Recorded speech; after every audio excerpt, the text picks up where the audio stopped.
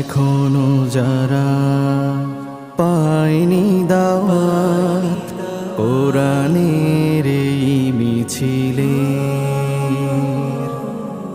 এখনো যারা পায়নি দাওয়াত কোরআনের এই মিছিলে, শুনিয়ে দেই চলো সত্যবাণী,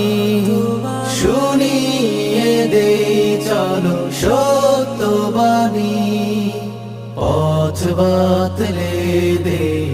আমরে, বলে দেই বুকে টেনে, জান্নাতে একা আমি যাব না তো ভাই, তোমাকেও জান্নাতি